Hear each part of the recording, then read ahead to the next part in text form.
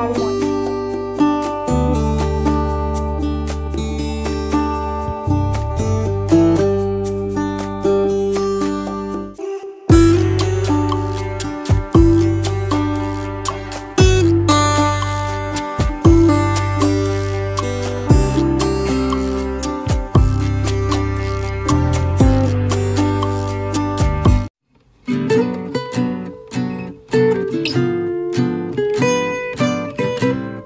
নমস্কার, আমি মাম্পি, হোমমেকার মাম্পির আরো একটি নতুন ব্লগে আপনাদের সবাইকে স্বাগত জানাই। আশা রাখছি আপনারা সবাই খুব ভালো আছেন। আমরাও মোটামুটি সবাই বেশ ভালোই আছি। Good evening. তো এখন সন্ধ্যা 4:30 মতো বাজে, আর এদিকে দেখতেই পাচ্ছেন কফি বানিয়েছি আর পপকর্ন করেছি। আসলে এসেছে হচ্ছে ছেলের বন্ধুরা এসেছে, তো ওরা ওই পাশের ঘরে বসে গল্প করছে, আর আমি এদিকে ওদের জন্য একটু পপকর্ন করেছি আর কফি করেছি। আর এরকম কনকনে ঠান্ডার মধ্যে কিন্তু গরম গরম কফি আর তার সঙ্গে পপকর্ন দুর্দান্ত একটা কম্বিনেশন। তো চলুন, এই যে বেড়ে নিয়েছি, বাবুদের দিয়ে আসি।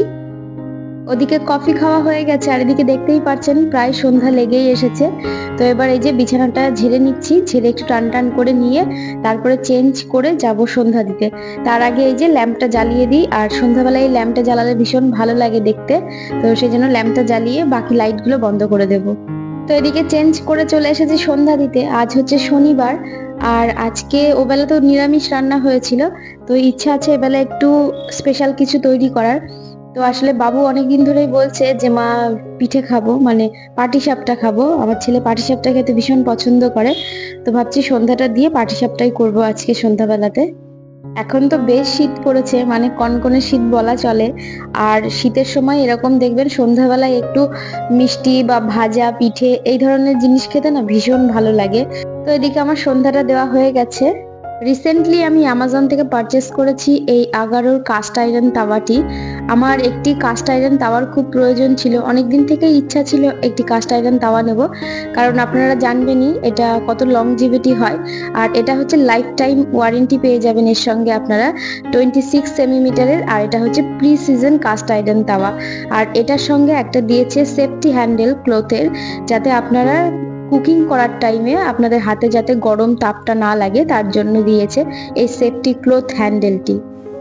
এখানে চালের গুঁড়ো, সুজি আর ময়দা রয়েছে, আর এখানে চিনিটাকে পাউডার করে রেখেছি মিক্সিতে, তো সেই চিনির পাউডারটা দিয়ে দেবো। আমি এখানে চালের গুঁড়ো, সুজিটাকেও ভালো করে মিক্সিতে গুঁড়ো করে নিয়েছি, আর তার সঙ্গে চিনির গুঁড়ো আর অল্প একটু মতো মানে 2 টেবিল স্পুন মতো ময়দা নিয়েছি। তো নিয়ে ভালো করে মিক্স করে নিয়ে তারপরে এই যে মিল্ক মিশিয়ে দেবো। দুধটাকে আমি একবারে দেব না, কারণ যাতে লাম্প না ধরে, তো সেই জন্য প্রথমে অল্প করে দিয়ে ভালো করে মিক্স করে নিয়ে তারপরে আবার মেশাবো। তো এইভাবে 2-3 বারে আমি করব, যাতে একদম লাম্প না থাকে, কারণ যত ব্যাটারটা স্মুথ হবে তত বেশি ভালো মানে পাটিসাপটা আপনার তৈরি হবে। তো এর মধ্যে আপনারা চিনির গুঁড়োর বদলে নলেন গুড় থাকলে সেটা আরো বেশি টেস্টি খেতে হয়। তো আমার কাছে নলেন গুড়টা নেই, মানে ঝোলা যে গুড়টা হয় সেটা দিলে বেশি ভালো খেতে হয়, তো আপনারা চাইলে ওটা দিতেই পারেন। তো যাই হোক, এই যে ব্যাটারটাকে আমি খুব ভালো করে মিক্স করে নেব। মিক্স করে এটাকে অন্তত 30 মিনিট মতো রেস্টিং টাইম দিতে হবে। তো আমি এটাকে আধা ঘন্টা মতো ঢেকে রাখবো, যাতে ব্যাটারটা খুব ভালো সেট হয়ে যায়। তো এদিকে ব্যাটারটা আমার প্রায় রেডি হয়ে গেছে। আমি 40 মিনিট মতো রেস্টিং টাইম দিয়েছিলাম, আপনারা চাইলে 1 ঘন্টাও দিতে পারেন। আর আজকে আমি পাটিসাপটা করব এই যে মাখা সন্দেশ দিয়ে। অনেকে ক্ষীর দিয়ে করে, তবে পার্সোনালি আমার ছেলে ক্ষীর খেতে একদম পছন্দ করে না। আমার তো ভীষণ ভালো লাগে, আমি ক্ষীর দিয়ে করিও। নেক্সট টাইম আমি আপনাদের ক্ষীর দিয়েও করে দেখাবো। তবে আমার ছেলে আবার ক্ষীরের থেকে এই মাখা সন্দেশ দিয়ে, মানে এই যে নলেন গুড়ের যে মাখা সন্দেশ হয় নতুন গুড়ের, তো সেটা দিয়ে পাটিসাপটা খেতে আমার ছেলে বেশি পছন্দ করে। তো আজকে সেটাই করছি। এদিকে আমার পাটিসাপটাগুলো কত সুন্দর হয়ে যাচ্ছে আপনারা দেখতেই পাচ্ছেন। আসলে কাস্ট আয়রনের যে কোনো পাত্র কিছুদিন ইউজ করার পরে ননস্টিকের মতো অনেকটা কাজ করে। এটা যেহেতু নতুন, তো আর কিছুদিন পরে একদম ননস্টিকের মতো হয়ে যাবে। ভীষণ ইউজফুল, আর এটা বহু বছর ধরে, মানে দেখবেন যারা অনেক পুরনো, মানে আমার দিদা ঠাকমা, তারা তখন কিন্তু এই কাস্ট আয়রনের জিনিসই বেশি ব্যবহার করতো। আর এটা তো স্বাস্থ্যের পক্ষেও ভীষণ ভালো, মানে যাদের আয়রন ডেফিসিয়েন্সি থাকে তো তারা কাস্ট আয়রনের পাত্রে অবশ্যই রান্না করতে পারেন। এটা খুব হেলদি একটা অপশন কিন্তু। তো এই কাস্ট আয়রন তাওয়াটি আপনাদের যদি ভালো লাগে বা পছন্দ হয়ে থাকে, আপনারা যদি চান তাহলে অবশ্যই পারচেস করতে পারেন। আমার ডিসক্রিপশনে লিংক দেওয়া থাকবে, তো আপনারা চাইলে ওখান থেকে বাই করতে পারবেন। তো এখানে দেখতেই পাচ্ছেন কতটা ইজি ভাবে স্মুথলি আমার সবকটা পাটিসাপটা হয়ে যাচ্ছে।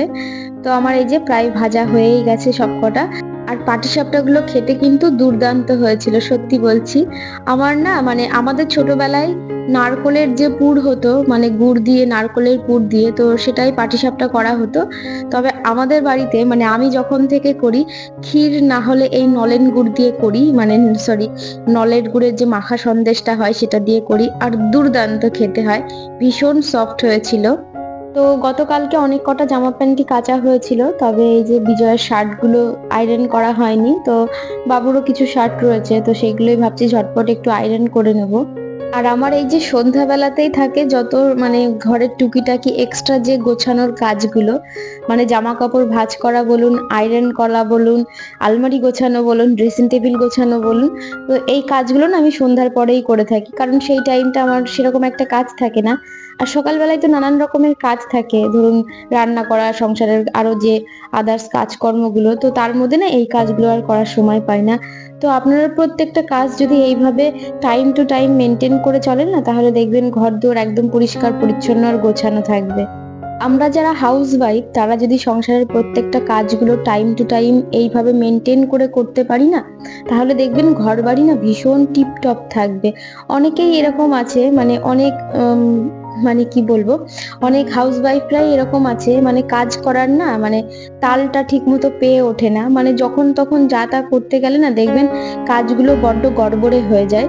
প্রত্যেকটা কাজের জন্য একটা নির্দিষ্ট টাইম সেট করে রাখাই আমার মনে হয় সব থেকে বেশি ভালো। আমি তো এটাই করে থাকি, এতে আমার প্রত্যেকটা কাজ টাইমের মধ্যে হয়েও যায়। আর কোনো কাজের জন্য না এক্সট্রা করে টেনশন নিতে হয় না যে কত কাজ জমা পড়ে রয়েছে, এটাও করতে হবে ওটাও করতে হবে।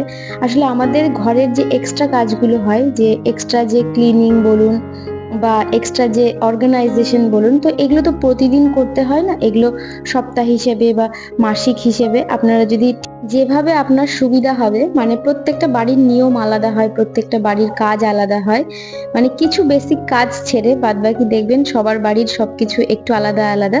যারা চাকরি বাকরি করেন তাদের কাজের রুটিনটা একটু আলাদা, যারা বিজনেসম্যান তাদের কাজের রুটিন আলাদা। তো আপনার বাড়ির সুবিধা হিসেবে আপনি সেইভাবে কাজগুলোকে গুছিয়ে রাখতেই পারেন। দেখুন, পরিষ্কার পরিচ্ছন্ন টিপটপ বাড়িঘর দেখতে সবারই ভালো লাগে।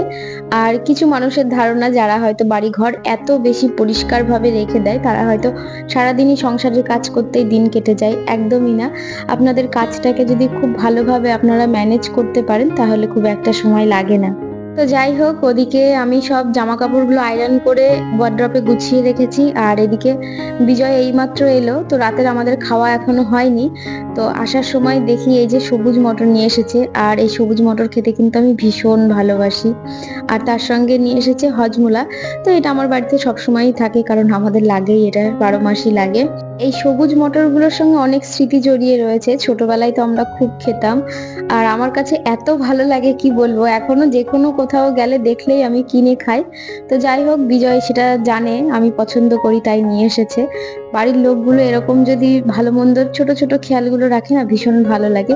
আর তার সঙ্গে এদিকে নিয়ে এসেছে একদম গরম গরম নরম তুলতুলে নলেন গুড়ের রসগোল্লা, যেটা আমি খেতে খুব ভালোবাসি।